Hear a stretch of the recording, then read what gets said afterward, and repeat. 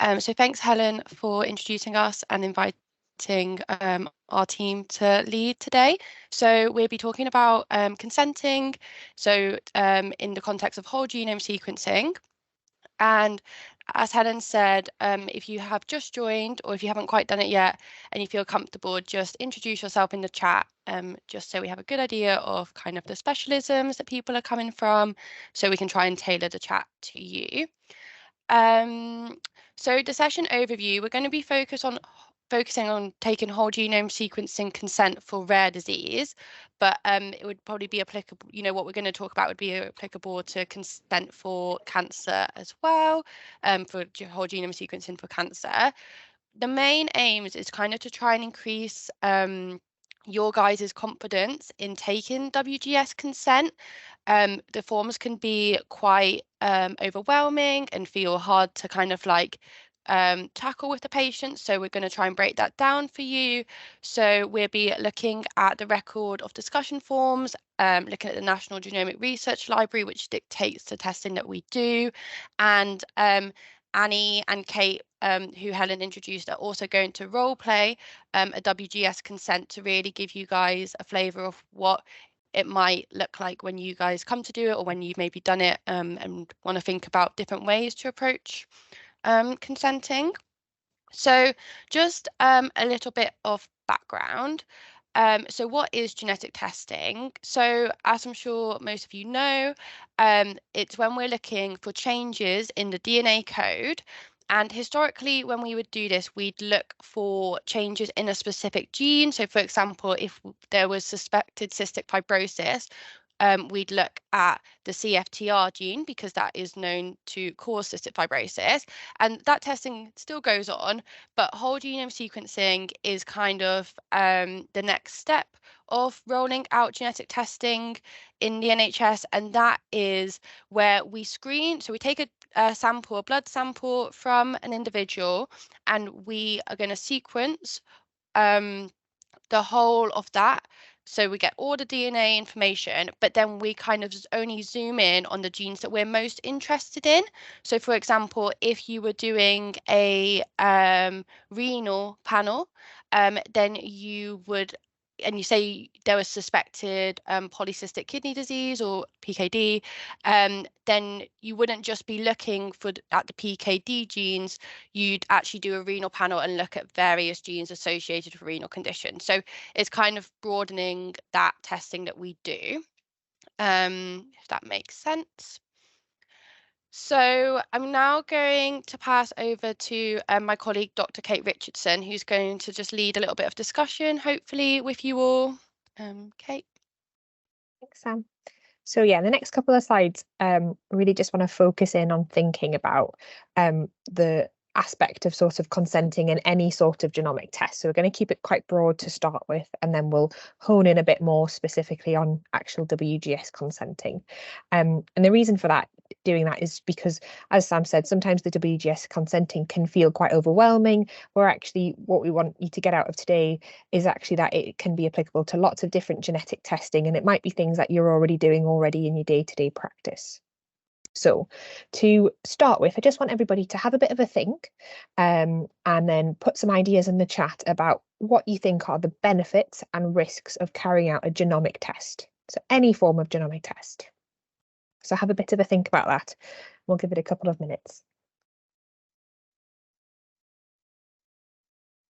As I say, it can be any genomic test. So that could be an array, so looking specifically at chromosomes, could be WGS testing, could be a single gene test. It could be doing sort of a screening test in pregnancy, looking for things like trisomy. Great, so we're starting to get some information now. So let's just have a little look and we'll try and put this all together.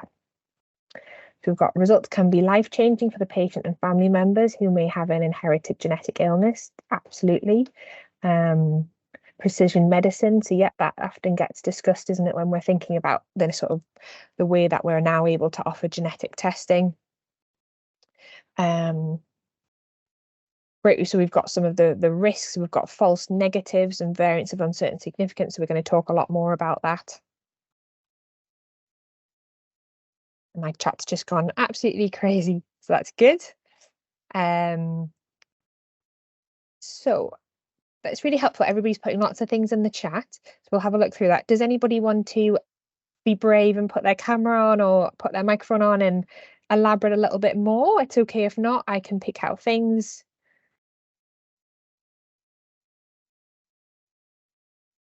If you don't want to do it, pop your hand up and then I can open the floor to you if that's easier.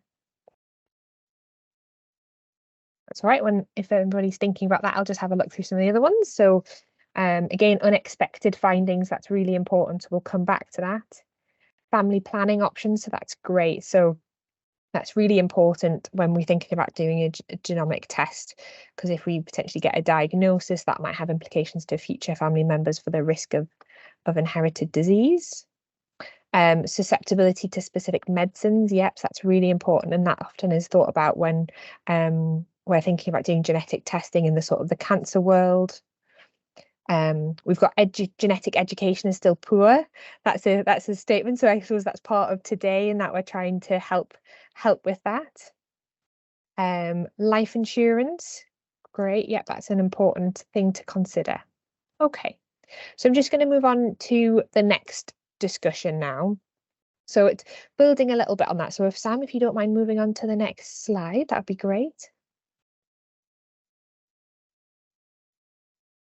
I am trying. Bear with me. That's all right. Oh, there we go. Brilliant. So other than thinking sort of specifically about the risks and benefits, are there any other important sort of general considerations that you need to think about in relation to consent? So I guess a few people have already put some information about that in the chat. So things like life insurance.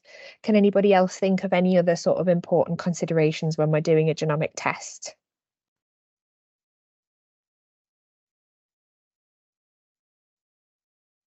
Capacity, absolutely, that's really important, especially when a lot of our patients might have things like learning disability. That's really important from that, because actually this might have quite significant implications for their health, but also their family's health. Great, let's have a little look. Cultural implications, absolutely. That's really, really important, especially when we've got a diverse population. It's important to think about that. Different ethical implications as well. That's really good. Anybody want to maybe elaborate on that, because that's actually quite a big topic?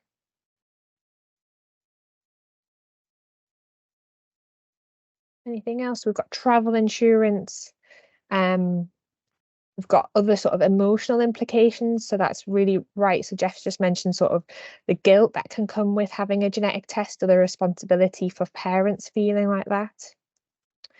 And then I've just put a little extra point at the bottom there. So because some genetic testing is actually done really commonly already. So for those paediatricians out there, or those nurse practitioners working in paediatrics, actually a test like an array is done quite consistently now in the population if children are presenting with developmental delay. So I just wanted to have a little bit of a think, and there isn't a specific right or wrong answer with this, but what do people sort of feel about the difference between doing a SMP array compared to doing a WGS test, sort of like a large panel, like an intellectual disability panel? Does anybody have any sort of thoughts about that, whether they feel like it's a different type of consenting process?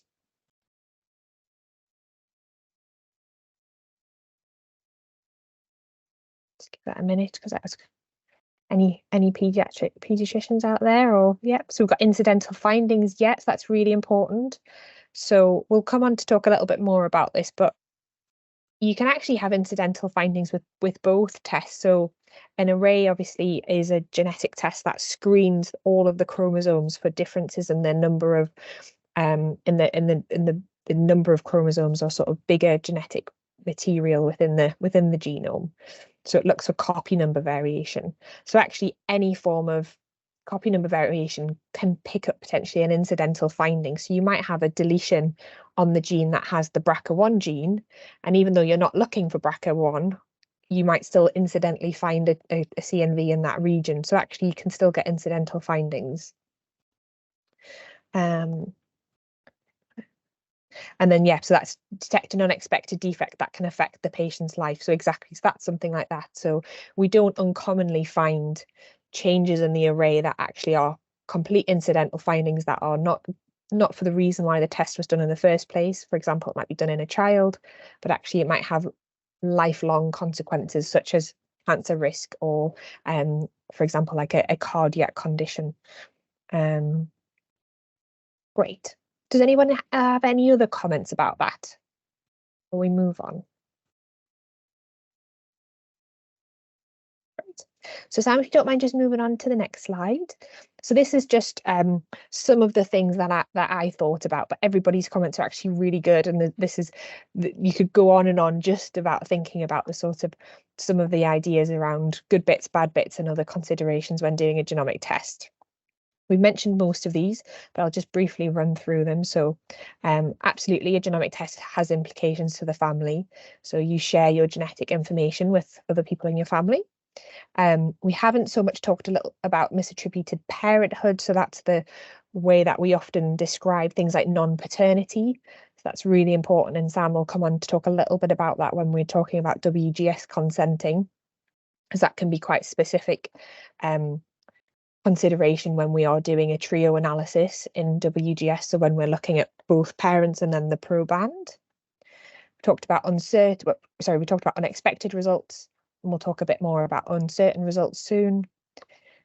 A normal genetic test doesn't rule out a genetic cause, so that's really important. So there isn't such thing as having a normal genetic test and it not being a genetic diagnosis. We don't have that level of certainty when we do these tests at this moment. We'll talk a bit more about DNA and data storage, so that's just a phone in the room. We can talk a little bit about how the variant classification may also change for a variant. We'll come on to this when we're thinking a bit more specifically about consenting in WGS testing.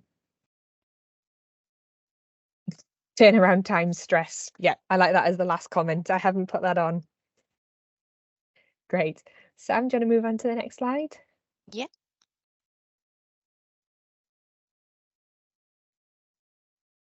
Will let me. Okay.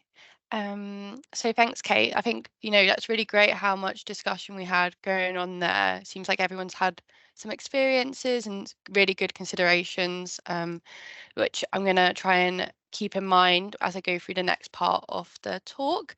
So now we're just going to focus on the practical considerations when it comes to WGS consenting a bit more. So looking at the forms and that sort of thing. So hopefully these forms look familiar. So these are the record of discussion forms, which you will need to complete one for every person whose sample you are taking for WGS. So as Kate said there, if you're doing a trio, a child and then the two parents, for example, we need a form for everybody. So I mean, I don't know if these look overwhelming to people, but the first time I saw them, I was a bit like, oh, where do I start if I've got to go through this with a patient, especially maybe towards the end of an appointment. So kind of just wanted to go through that, make them seem a bit more accessible for you and how you can put them across. So if you can see here, so what I've done is I've kind of like I'm going to go through the form in chunks. And this is pretty similar to how I would do it, Kate and Annie would do it in our practice. So the first kind of part is the family and wider implications. So that's the first header, and the main kind of things to get across with this is that that individual's result may be shared if that is going to benefit other family members. So just for, I guess, background, when we in standard genetics, that's not always the case, and patients have to give consent more if they are happy for us to share that result. But when it comes to WGS testing, for the test to kind of go ahead, we need them to be comfortable with us sharing the result if relevant. In terms of family as well, as Kate was saying about kind of it reveals how we're related to each other, so how mum and dad are related. So sometimes it can reveal consanguineous relationships, um, or it can reveal kind of non-paternity as well. So that is something to be mindful of. It's sometimes in experience you'll go over that and you'll say kind of do that testing, and in most cases it's not a problem, but mum and dad will be fine with it, and then you might get a call after. That sometimes happen with in terms of non-paternity. So just, I think that's probably more a thing that we get in genetics than what you guys are going to get. So not to scare anybody, but just giving you a bit of background. So then after you've kind of gone through that in terms of the family, we move on to uncertainty. Um, so this is where obviously in genetics research continues to go on, and we definitely don't know everything. We're getting better, but sometimes there's changes in the genome called VUSs, so variants of uncertain significance, which means that we don't know if they're disease causing or not at the moment. And it is, in line with standard guidance because of that uncertainty to not base clinical decisions on VUSs.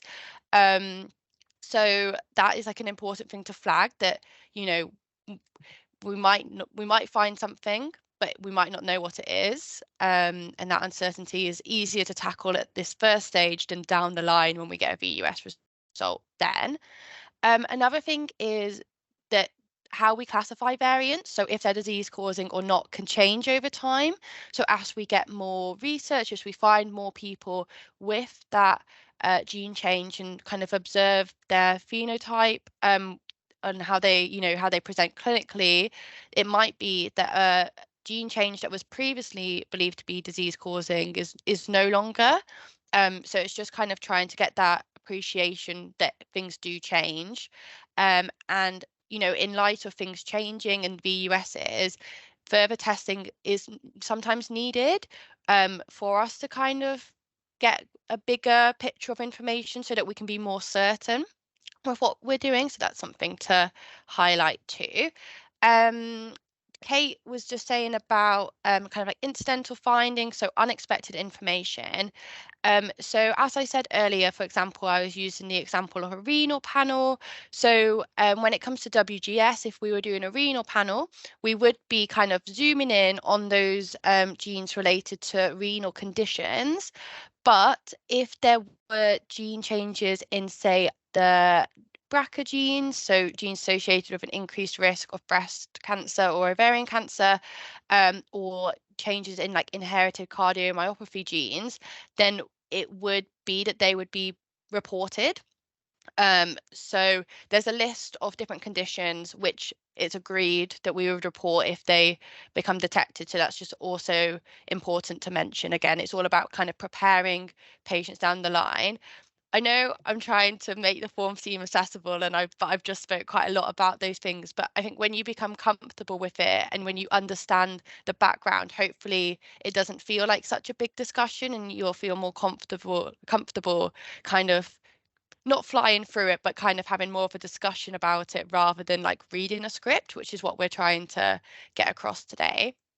Can I just add one Yeah, extra bit about the uncertainty, yeah, if yeah. that's all right? Mhm, I guess just to flag to people that aren't in clinical genetics, so the majority of mhm, you are mainstream clinicians, that really is where our role comes in. So if you are getting mhm, things like variants of uncertain significance reported, actually they're the conversations we are very happy to be involved with to support you through that, because we can appreciate that this is quite especially the variant classification is quite complex, and if you're not familiar with it, it can feel quite difficult. So we are very happy to have conversations about that. I'm sure each individual genomic service in the Northeast will feel like that. yeah. Certainly up in Newcastle, we have a genomic MDT, whereas if you get a variant of uncertain significance, the mainstream clinician will bring that to that MDT where they can present the clinical case.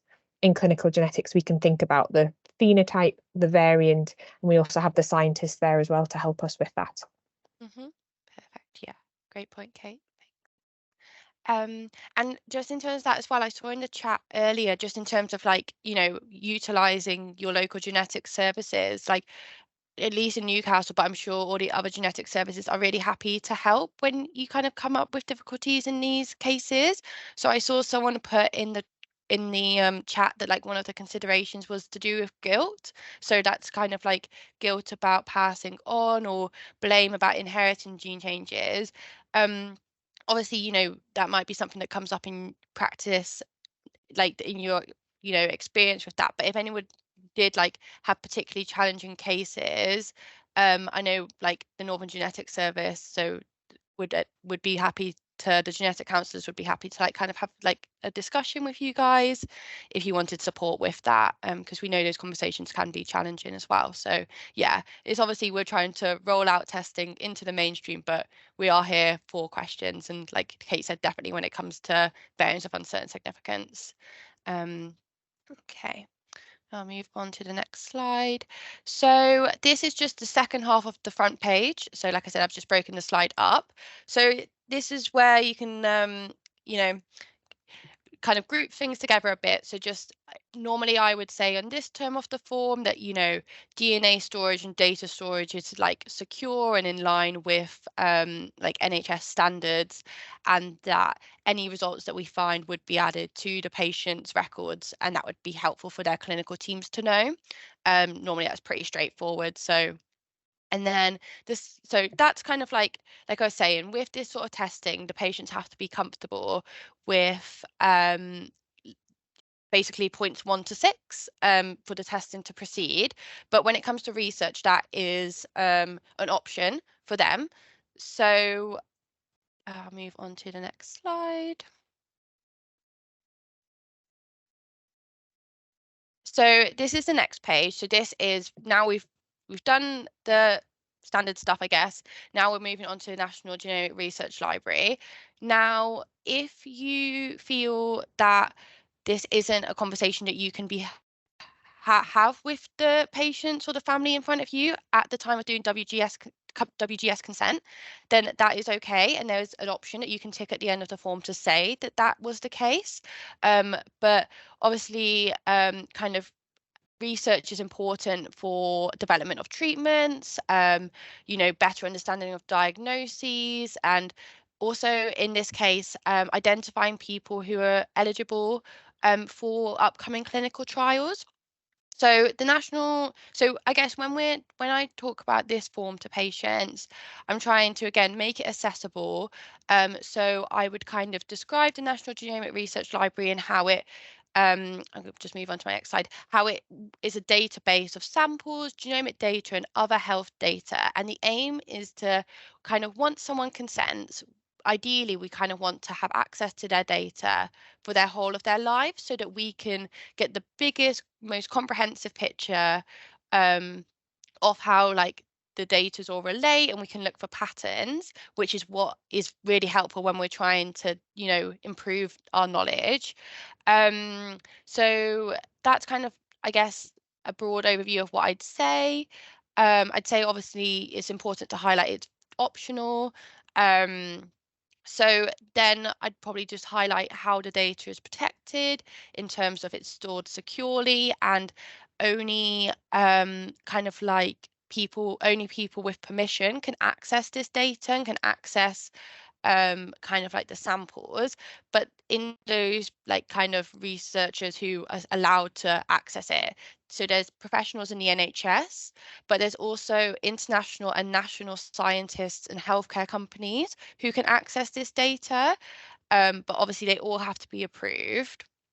And then the government and insurance companies, marketing companies, they can access this data, obviously, unless there's like, I guess in terms of unless there was like kind of legal reasons too, but that would be, you know, that'd be a wider investigation, and it's very, very rare. So it's a big amount of data, but it's really like controlled who has access to it. And a key point to make as well is that participants can withdraw at any time from this. So if they consent and then they just feel that they're getting too much information or they don't want to be involved anymore, there is always the option to withdraw. It might lead to patients being contacted, like I said, about participation in clinical trials. So this is like really something, I'm sure we are all like familiar with patients who kind of just want to be involved in research if they can be. So this is a good way of like, I guess, then maybe having the opportunity to, because from their data that is stored, they will be identified for upcoming clinical trials. Not all, but some. So that's good. So this is the final page of the form, and we've just like inputted how this form should kind of look. So just to say again, we need a form for every person who's having WGS done. So if it's a trio, mum, say mum, dad, and child, or a duo, say if it's just mum and their child, we need one for everybody. And the information at the top, so the first name, last name, NHS number, and date of birth needs to be populated on every side of the form.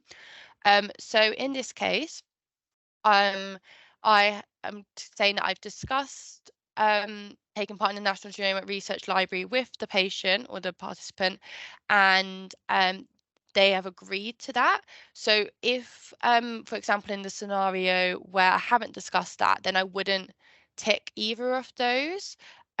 So that's just in terms of that, because by signing it, they're agreeing to the first part of the form, if that makes sense, the family implications, the storage of the data, and incidental findings. And then you can see at where it says healthcare professional use only. So in this case, it was an adult who made their own choices, my example, and it was a rare and inherited disease panel.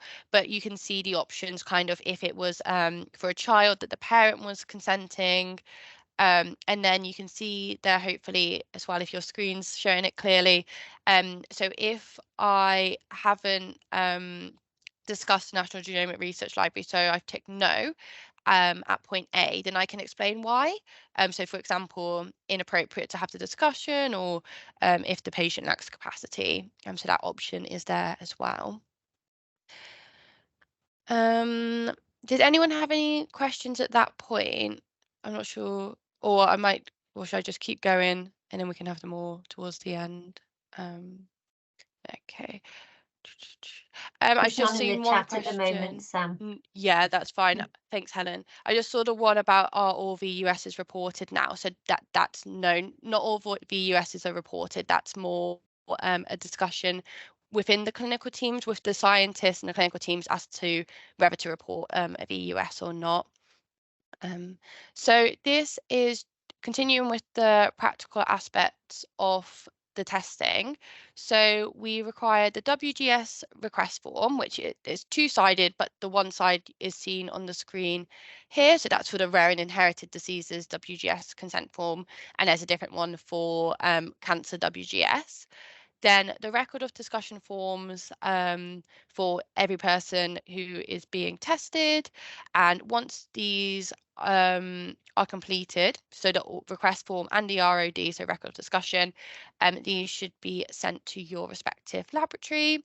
You can always send it with the sample, but emails also good, just to make sure it gets there. And then the blood sample and the form for which that should be going with can be found at the link below at the bottom there. Okay.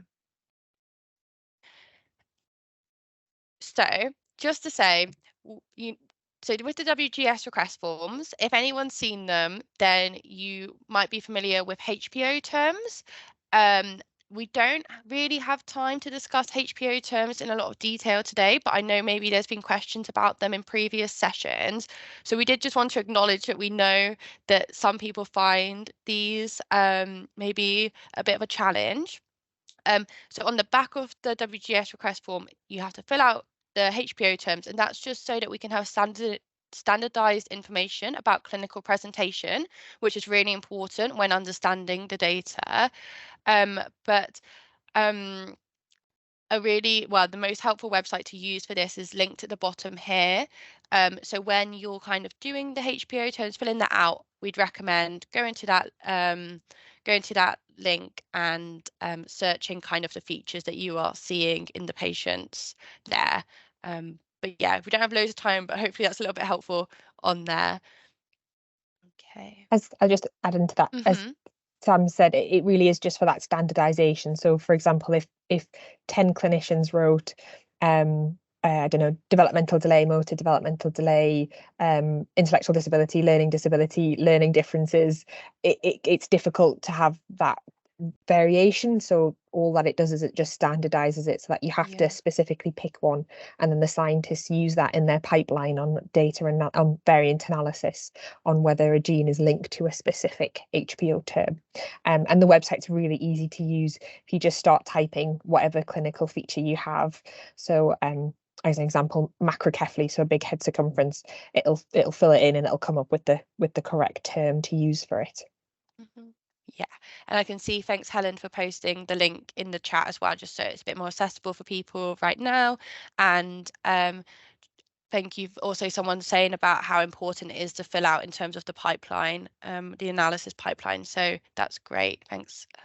Definitely things like, just as an example there with a head circumference, if you've actually got a trio of a mum, a dad and a proband with all macrocephaly, actually that might not be relating to their condition, it might be something else. So that's why it's really helpful to have that information about the trio and whether things are in a family or aren't in a family. Yeah, perfect. Okay, so I think we're in interest of time, I'm going to hand over to Kate and Annie to role play, so kind of put into action what we've discussed so far. And during this, at the end, we're going to ask for like feedback. So we're not necessarily saying this is how you have to do it, like you have to do it like this every time, you know. Like, I specifically don't need the feedback. Well, a reflection. Yeah. Kind. So yeah, just like kind of have a think about which bits you like, which bits you think you would like be able to integrate into your practice the best. But yeah, I'll hand over to Annie and Kate. Thank you. Great.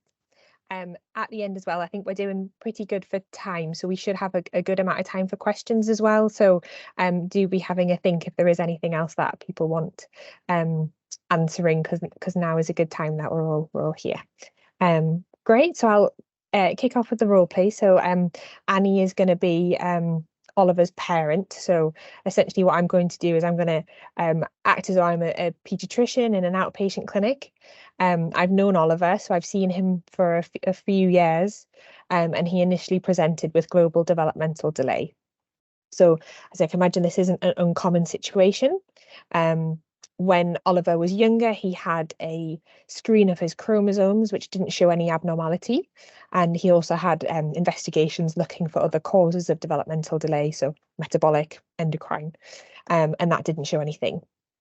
So he's now sort of progressed, and his developmental delay, he now has an intellectual disability, so he's got a learning disability, and the parents are considering extending their family. So they're wanting to inquire now about undergoing some further genetic testing to see actually if we can get a genetic diagnosis in Oliver. And actually the panel that would be most helpful in this instance is probably an R29, which is the intellectual disability panel. So that looks at, I think, over 1,000 genes associated with an inherited cause of intellectual disability. Great. So Annie, I think I can see you and as a very small person on the top of my box. So we'll start. So it's nice to see you again, Annie. So today, if it's okay with you, we're just going to have a bit more of a talk and a think about what other genetic testing we can do in Oliver, if that's all right, because I understand you're wanting to have a bit of a think about maybe seeing if we can get anywhere with a diagnosis now that genetic testing has moved on. And in particular, because this might have implications to you sort of extending your family, is that right? Yes, that's correct. Yeah, great. So as you can, as we've talked about before, so Oliver's already had some genetic testing when he was younger, and that looked at his chromosomes in detail. So the analogy I often use with families is that if you think about all the genetic makeup as books on bookshelves in a library, what we've done is we've looked at the number of bookshelves Oliver has, and he has the correct number of bookshelves. But what we haven't done is we haven't looked into each book and read the sentences to see if there's any spelling changes in the words. And we can now offer to do that testing, and that's done via something called whole genome sequencing. So all of the genes are looked at, but then what we do is we look more carefully at genes that might explain why he's had problems with his learning in the past. Does that make sense so far? So are you looking at all his genes in his body? Yeah. So the sequencing technology sequences all of his genetic makeup, so the full genome, but we actually only look at genes that are linked to intellectual disability in this instance. So it's just over 1,000 genes or so. So it's quite a large amount. But that's what we do with that. Okay, that makes sense. Okay. So there's quite a bit of information to go through when we're thinking about this genetic testing, and it's relevant for Oliver, but it's also relevant for you, because in an ideal situation, what we would like to do is include your genetic sample, so looking at your whole genome as well as Oliver's dad, because the changes in Oliver that we're looking for, it's much more helpful to have the parents' information to try and help us interpret what the changes might mean for Oliver. So that's why I'm discussing it with you now, and I'll have a chat with Oliver's dad at a different time as well. Okay. Okay. So I suppose one of the benefits of undergoing this genetic testing is that we might get a diagnosis for Oliver. Sometimes that can be helpful because it puts a name to why he's had the difficulties with learning. But sometimes actually genetic testing can bring with it more questions than answers. And sometimes we might find a really rare genetic change that actually we don't know too much about the specific condition. So it's just to let you know that there's sometimes a bit of a broad spectrum of the results that we get if we do get I suppose a diagnosis from this testing. Okay. Okay. There's a few other options as well with genomic testing and the results that we may get. So we've just talked there about getting a diagnosis. We might not get any important gene changes when we do this genetic test. And that doesn't rule out a genetic cause in Oliver. It just means that sort of here and now, with the technology that we have, with the genes we've looked at, we haven't picked up anything significantly important. Okay. And sometimes genetic testing isn't always as black and as white as we would like it to be. And we sometimes get a variant in the middle of that sort of knowing whether it's disease causing or knowing whether it's normal, in that grey area. And we call them variants of uncertain significance. And as I say, what that means is we have a change in a gene that looks a bit suspicious, that we've had a bit of a think about, but we just don't quite know whether it's just part of normal genetic variation, because we all have genetic variation, that's why we're different, or whether it is actually the cause of his learning issues. Okay. Okay. And sometimes we're just left with that variant in that middle area, and only time will sort of help us try and determine what it means as we do more of these tests or as more research is done. Okay. Okay. Yeah.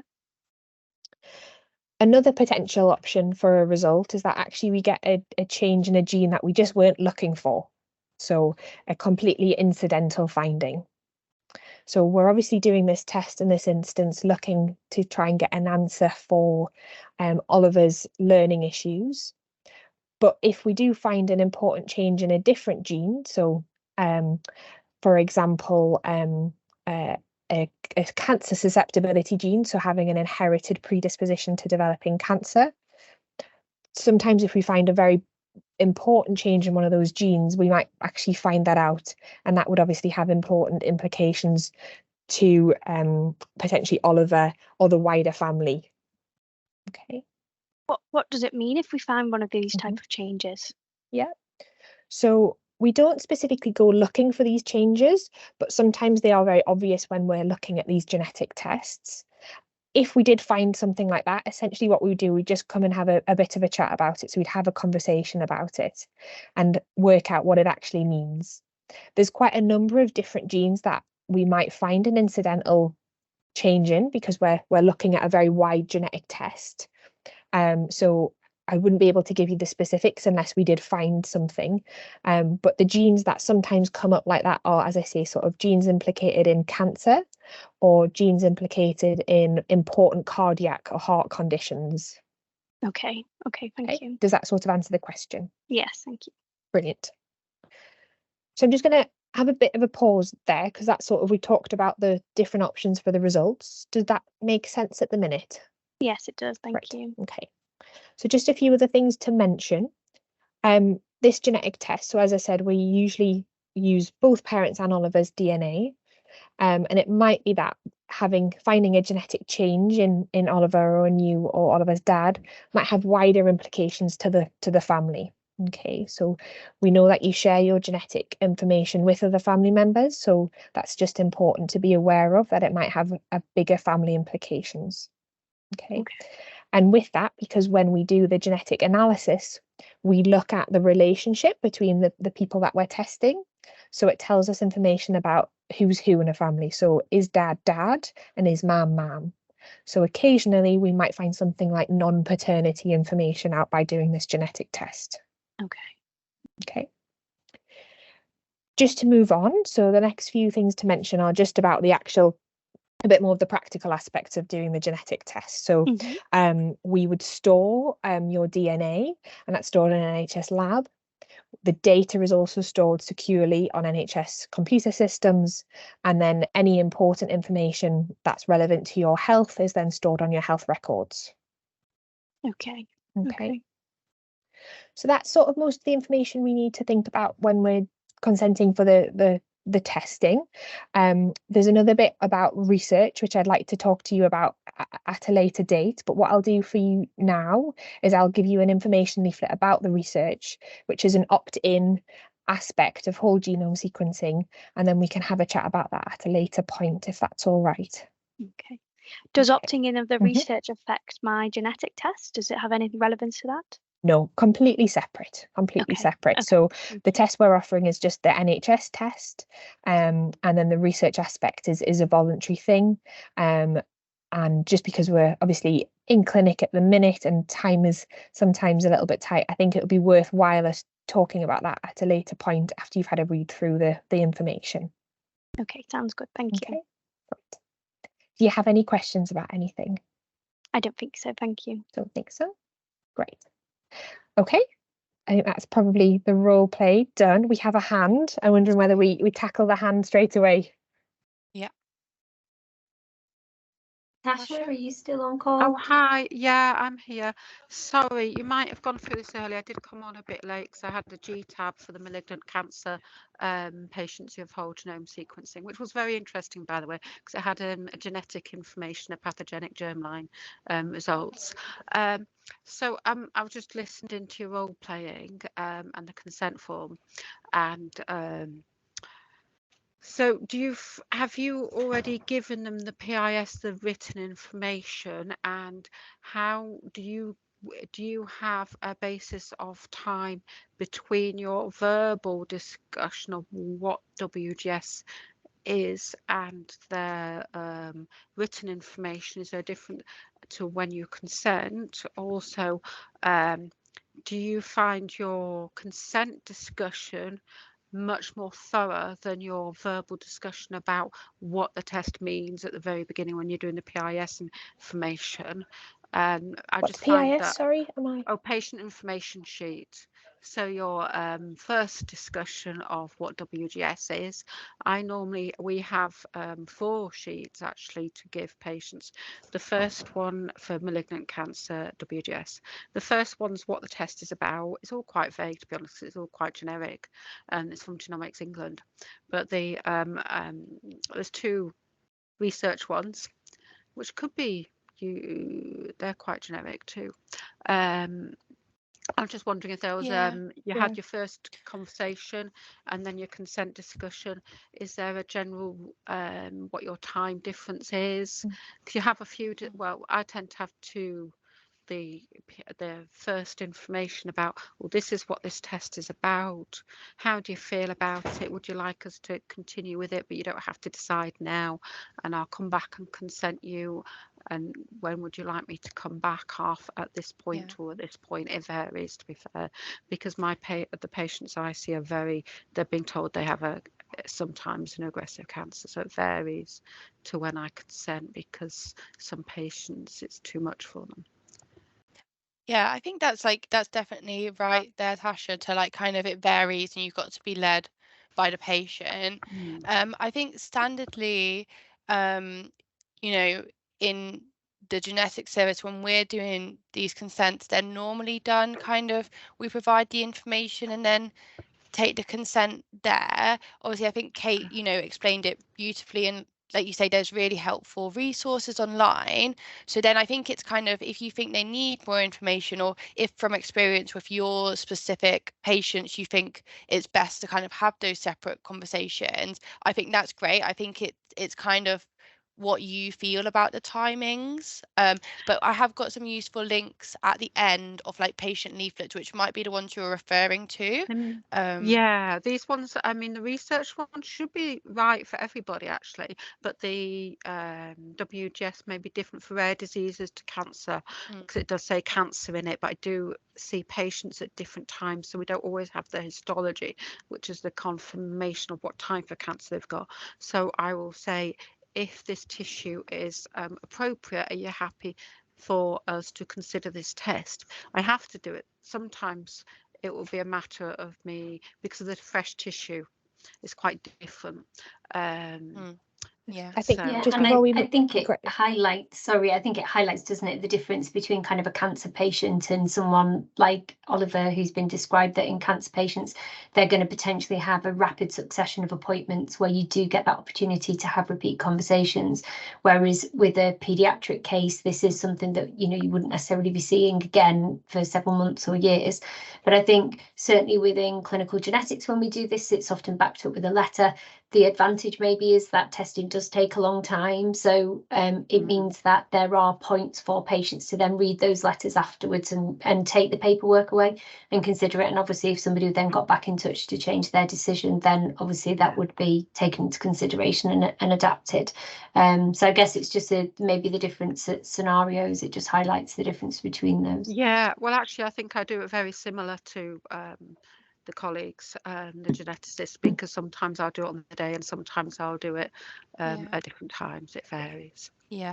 I think that's right with the letters though, like the links that are at the end, even if you have, it's like good to put that into any like post appointment letters after.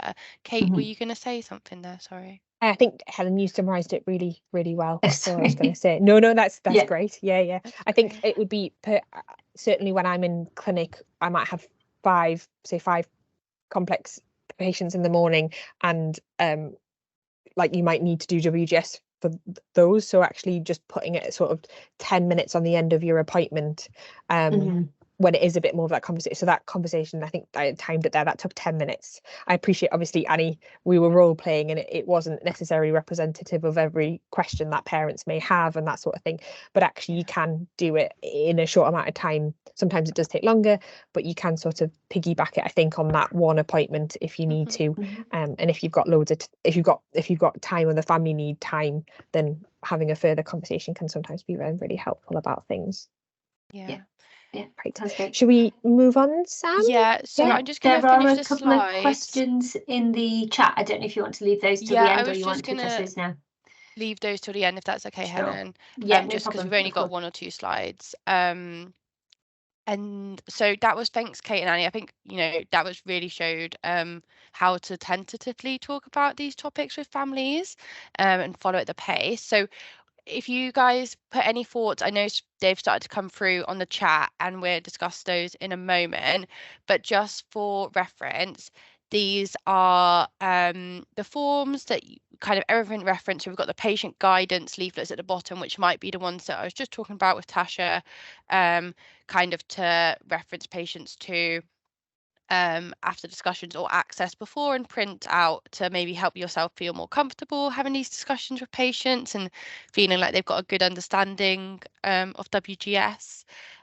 So I'll just, if it's okay, just say the next talk, and then I can stop sharing my slides. So I don't know if you wanted to say anything about this, Helen.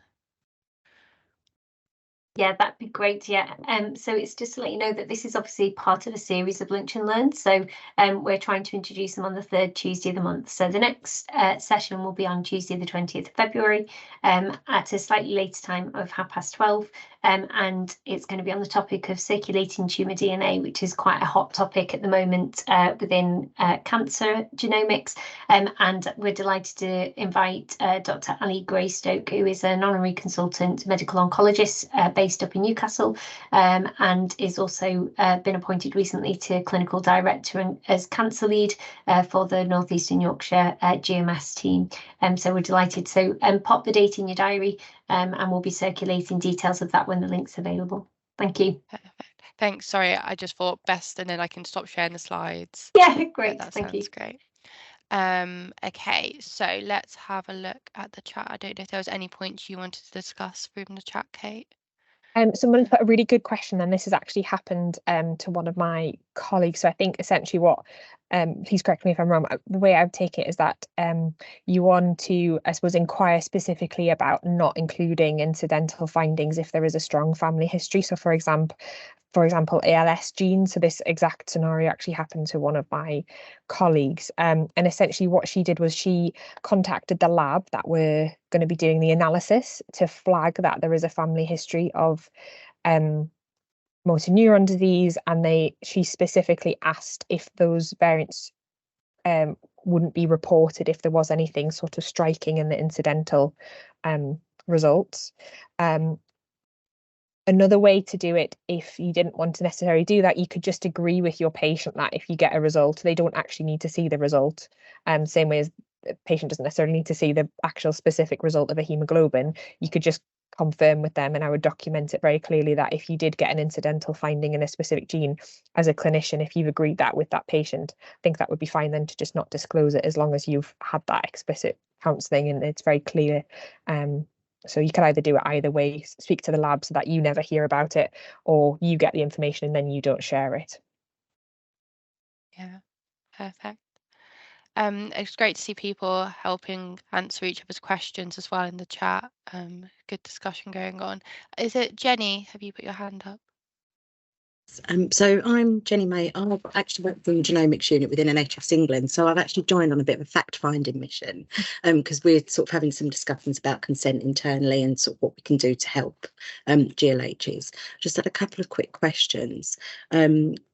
If you don't take consent, sorry, I don't know if you can hear me, just move my microphone. If you don't take consent during the appointment, do you find, are the patients quite good at returning consent at a later date, they're approved for consent, or do you sort of have quite a lot of those hanging around waiting for consent?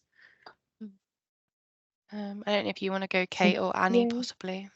It's certainly, I think, trying to get both parents can be a challenge. Often in the sort of specifically in the pediatric population, you might get a child come in with their dad and not their mum, or their mum or not their dad. They might be still in a relationship, they might not be still in a relationship.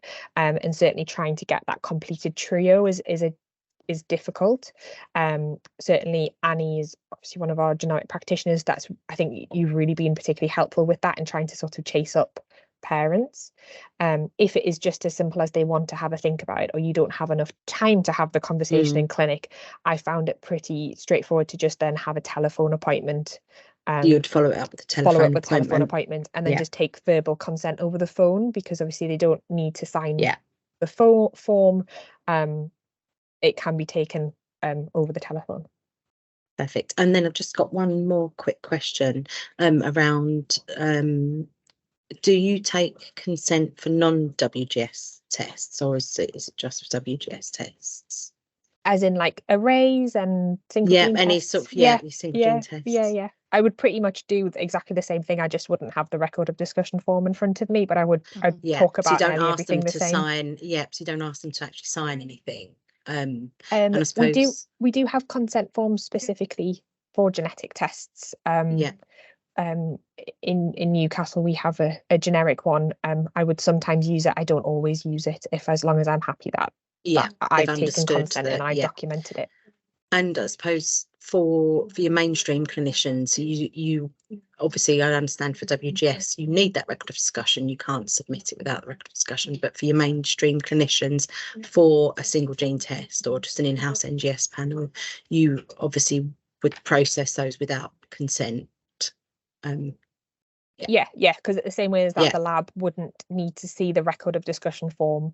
The lab wouldn't need to see consent or a record of discussion for a different test. They would take it that if a clinician has requested it, they're responsible for doing the consent appropriately, I would expect. Perfect. I don't know if people agree with that. Yeah, I think so. I think that's the assumption. Yeah. Thank you. Thanks. Thank That's been you, helpful. Jenny. Good questions. Yeah. Is that Do you want to go over to the chat, Kate? Yes, my Teams has changed. I don't know if. Yeah, mine's gone weird too. Yeah, no, that's fine. I thought it was something I'd clicked. So that's good. I thought it was something I'd clicked. So the last few messages are just thanks because people have got to drop off to other calls. So that's absolutely fine. If you do want to listen to this discussion, we will have the full video up. There's a question about turnaround time for WGS and what is it typically? So it differs depending on what WGS panel you pick. There is specific turnaround time that's been published, I think, by the GLH, which is available to see. It varies, but in general, for something like a large ID panel or the large pediatric disorders panel, we're talking over a year at the minute. So I just give the families a very open thing saying that it's taking a very long time. It's unlikely we'll get anything back within the year. Yeah, and the GLH are fully aware that the turnaround times are not where they desire them to be, and there are kind of actions being taken within the GLH. There's teams working on that, so we're hoping that those times will improve in time. Sorry, Kate, were you going to say something? I was just going to say that if there is a clinical urgency, though, you can flag that with the lab, and they will prioritise. So for example, if the clinical urgency and something's getting worse, or if the family member is pregnant or something like that, then get in touch with the lab, or actually indeed just get in touch with us and we can help with that as well. Yeah, exactly. And the lab are fantastically helpful. So so do reach out to them, as our clinical genetics, like Kate mentioned before. We're not expecting everybody to do this on their own. Clinical genetics in the lab still do exist. So there's some great comments coming. There's a comment about a pediatric family leaflet. I'm not familiar with that. Kate, do you know of that one already? I don't actually. I know there's a generic WGS leaflet which we've got in the links. But I didn't know if there was a specific peds one. That would be great, actually. Yeah, I wonder whether Sarah Haywood, who posted the comment, I wondered whether could you just maybe put the link into that in the chat if you've got it. And after the session, everybody should still be able to access the chat. So even if people have dropped out. Oh, great, Sarah's going to find that call. And there's a question for letting somebody know about further training. So again, if you just sign up to our newsletter, so that's on our website, you can select what you'd like to hear about, so you don't have to select to hear about everything. But if we do run any further sessions, or if there's any other sessions across NEY from the GMS, then they should hopefully be updated through that newsletter mailing. And there's a question about gene therapy. So we are dead on 1 o'clock, so the hour is over, but I wonder whether, if you've got time to stay on call, Kate, if you could maybe just see if you could answer that question. So it says, if we're testing for a disease that can be treated with gene therapy, can we get this test done urgently? So possibly, I imagine that will be factored into the testing considerations in the future. Things like SMA, just as an example, that can be done urgently as a single gene test. So that's a thing. Another thing is the R14, which is whole genome sequencing for acutely unwell children, when it's likely thought of a monogenic diagnosis, and if the results are going to impact management. So that would actually probably be more appropriate just to Yeah. mention. Yeah, and again, anything that falls out of that kind of description, then speak to the lab. You know, that's why they're there, and a fantastic resource. Okay, well, I think we'll tie that up then, because we're just 1 minute over. So thanks ever so much for everybody joining on call. It's fantastic to see such interest, and many thanks again to our speakers for coming on, and that fantastic role play as well. It's really helpful just to see that done in a real live manner. So that's fantastic. So thanks ever so much for joining, and yeah, don't forget to sign up for next month's session if it's of interest to you. Okay, thanks. Thank you very much, everybody. Thank you. Thanks.